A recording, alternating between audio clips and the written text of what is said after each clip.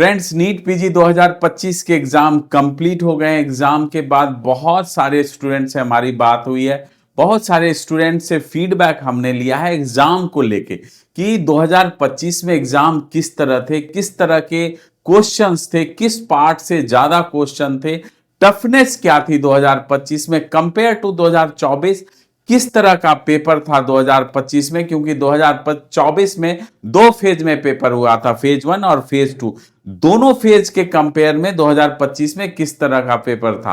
तो आज इस वीडियो में हम पूरी एनालिसिस करेंगे 2025 को एग्जाम को लेके, साथ में हम थोड़ी कंपेयर भी करेंगे 2023 2024 से 2025 को, और थोड़ा एक्सपेक्टेड कट ऑफ पे भी चर्चा करेंगे कि क्या एक्सपेक्टेड कट ऑफ 2025 में रह सकता है नीट पीजी में। तो नमस्कार, मैं Rohan Singh get my university के चैनल पे आप लोगों का स्वागत करता हूं।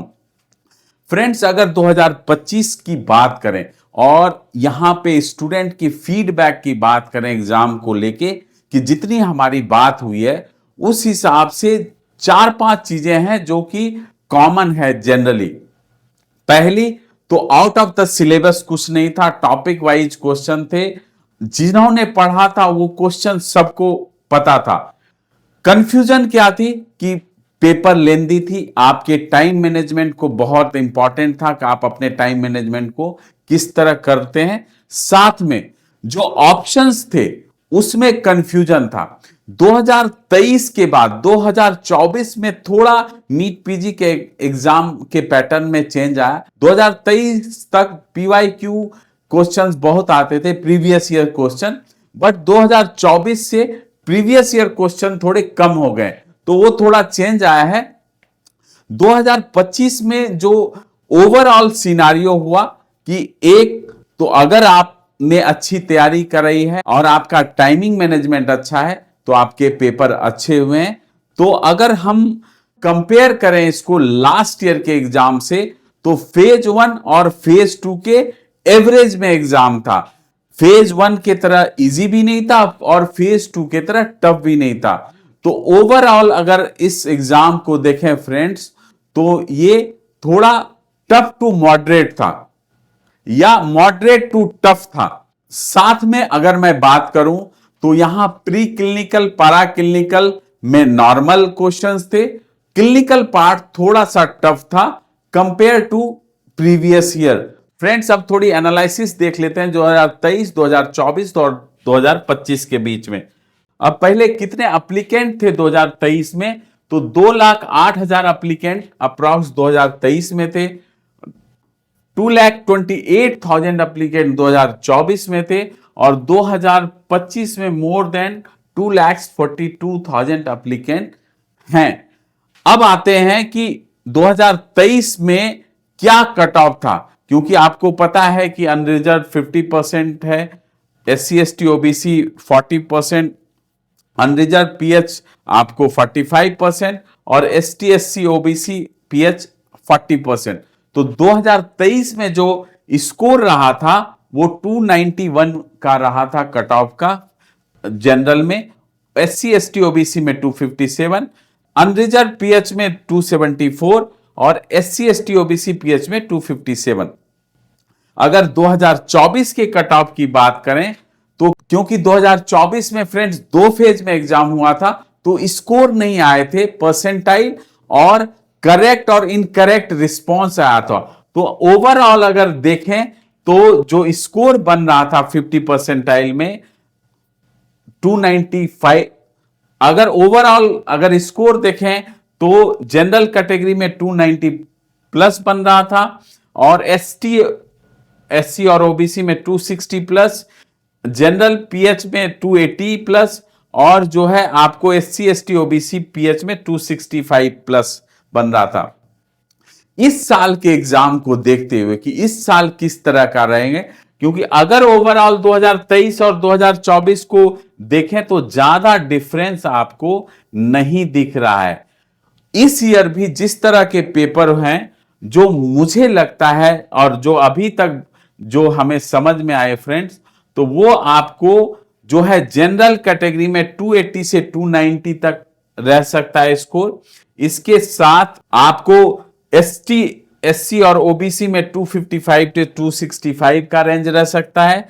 इसके साथ अगर जनरल पीएच की बात करते हैं 275 से 285 रह सकता है, और एसटी एससी और ओबीसी पीएच में 260 से 270 का कट ऑफ रह सकता है। तो अभी तक शायद सबने अपना स्कोर देख लिया होगा या चेक कर लिया होगा, तो ओवरऑल यही आपको जो है कट ऑफ रहने की संभावना है, जो अभी तक समझ में। हो सकता है और भी कुछ फीडबैक आगे आए तो और भी हम आपके साथ शेयर करेंगे।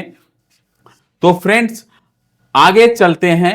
जिन एप्लीकेंट के स्कोर कम आ रहे हैं, जिनके स्कोर 50 परसेंटाइल से कम आ रहे हैं, तो अगर लास्ट ईयर की बात करें कि रिवाइज्ड कट ऑफ क्या रहा था, क्योंकि फ्रेंड्स रिवाइज्ड कट ऑफ बहुत इंपॉर्टेंट हो जाता है कि क्या रह सकता है। तो अगर रिवाइज्ड कट ऑफ की बात करें तो 2023 में स्टार्टिंग में आपको 30 परसेंटाइल आया था, उसके बाद आपको 0 परसेंटाइल हो गई थी रिवाइज्ड होके। अगर 2024 में देखें तो रिवाइज्ड होके 15 परसेंटाइल हुआ था, उसके बाद 5 परसेंटाइल हो गई थी। तो फ्रेंड्स अब ये समझते हैं कि रिवाइज्ड होती कब है। कट ऑफ रिवाइज्ड आपकी होगी सेकेंड राउंड की, जब काउंसलिंग खत्म होगी, ऑल इंडिया एमसीसी और स्टेट। उसके बाद कट ऑफ फर्स्ट फेज की रिवाइज्ड होगी। 2-3 सालों से 2 फेज में रिवाइज्ड हो रही है, तो आपको फेज 2 का कोई ये नहीं है कि फेज 2 रिवाइज होगी ही। जनरली एक बार आपको रिवाइज जरूर होती है कट ऑफ। तो सेकेंड राउंड के काउंसलिंग कंप्लीट होने के बाद, रिपोर्टिंग होने के बाद जो है कट ऑफ रिवाइज होती है। तो एक्सपेक्टेड जो है 2025 में मुझे लगता है कि 20 परसेंटाइल तक ये रिवाइज्ड होके आ जाएगी। तो फ्रेंड जिनके स्कोर कम आ रहे हैं वो होप में रहें, परसेंटाइल डाउन आएगी। और हां, प्लानिंग आपकी डे 1 से रहनी चाहिए, और खास करके जो जस्ट 50 परसेंटाइल पे आते हैं वो भी डे 1 पे प्लानिंग रखें। पूरी काउंसलिंग प्रोसेस को समझें कि क्या स्टेट हम जा सकते हैं, ओपन स्टेट क्या क्या है, कहां कहां हम लोग ऑप्शन डाल सकते हैं। तो वो सारी प्लानिंग आप डे 1 से स्टार्ट करें। और फ्रेंड्स थोड़े चेंजेस की बात करते हैं कि क्या चेंज हो सकता है 2025 में। जिस तरह यूजी में एनआरआई कोटा में चेंज हुआ है, वो आपको पीजी में भी देखने को मिलेगा। स्पॉन्सर एनआरआई खत्म कर दी गई है, और आपको पेरेंट्स और वार्ड एनआरआई ही कंपलसरी कर दी गई है, चाहे एमसीसी में देखें। और बहुत सारे स्टेट में जैसे बिहार और भी कई सारे स्टेट में एनआरआई स्पॉन्सर को खत्म कर दिया गया है। तो जो पहले लोअर स्कोर पे होते थे और आपको अच्छे कॉलेज के ऑप्शंस चाहते थे और एनआरआई कोटा का ऑप्शन उनके पास होता है, इस बार जरूर ध्यान दें कि एनआरआई आपको अगर ब्लड रिलेशन में है, आपके क्लोज में है, आपके पेरेंट्स एनआरआई हैं, तभी आप एनआरआई कोटा की सीट ले सकते हैं। साथ में बहुत सारे ऐसे स्टेट हैं जहां आप मैनेजमेंट के थ्रू जा सकते हैं, वहां आपको ऑप्शन मिलेंगे। बट आप डे 1 से स्टार्ट करें इस प्रोसेस को, डे 1 से प्लानिंग रखें, टीम गेट माई यूनिवर्सिटी से कनेक्ट करें। इस चीजों के लिए आपको बहुत सारे स्टेट में ये ऑप्शंस मिल जाएंगे। बट फ्रेंड्स अगर 30 परसेंटाइल तक आपका जाता है तो अच्छे क्लिनिकल ब्रांच आपको मिल सकते हैं, ऑप्शन हो सकते हैं बहुत जगह। बट उससे नीचे थोड़ा 2025 में टफ रहेगा। तो पूरी काउंसलिंग प्रक्रिया और आगे इंफॉर्मेशन को लेके आप टीम गेट माई यूनिवर्सिटी से जुड़े रहें। तब तक आप अपना ध्यान रखें। नमस्कार।